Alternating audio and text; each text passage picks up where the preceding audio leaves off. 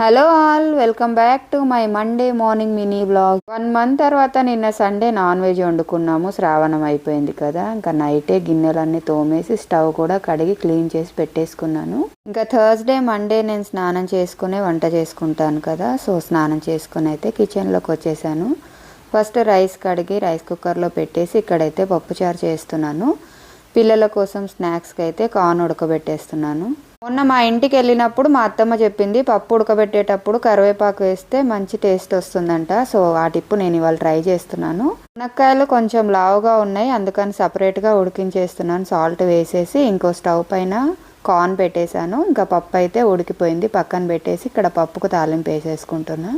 కొత్తగా చెప్పడానికి ఏమీ లేదు, అందరు ఇళ్లలో చేసుకునేదే. సింపుల్గా పప్పు ఒక 3 విజిల్స్ ఉడికించుకొని పక్కన పెట్టి ఆయిల్ వేసి జీలకర్ర, ఆవాలు, ఎండుమిర్చి, పచ్చిమిర్చి, కొంచెం కారపొడి, పొట్టు తీసుకున్న వెల్లుల్లిపాయలు వేసుకొని టమాటాలు వేసుకొని అవి ఉడికిన తర్వాత కొంచెం సపరేట్గా ఉడకబెట్టుకున్న మునక్కాయలను కూడా అందులో వేసేసుకున్నాను. అది కొంచెం మరిగిన తర్వాత రుబ్బుకున్న పప్పును కూడా దాంట్లో వేసేసి మరుగుతున్నప్పుడు 1 స్పూన్ షుగర్ వేస్తే పులుపును బ్యాలెన్స్ చేసి కమ్మగా వచ్చేస్తుంది. పప్పు బాగా నిండుగా అయిపోయింది కదా, సో 2 గిన్నెల్లో మరిగించుకున్నాను.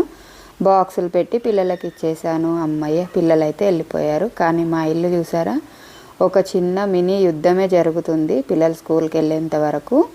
ఇంకా వాళ్ళు వెళ్ళిన తర్వాత మళ్ళీ ఒకసారి ఇల్లు ఊడ్చేసుకొని తడిగుడ్డ పెట్టేసుకొని ఈవినింగ్ కోసం బొబ్బర్లు నానబెట్టుకున్నాను. ఇంతేనండి. వీడియో నచ్చితే లైక్ చేయండి. Bye bye.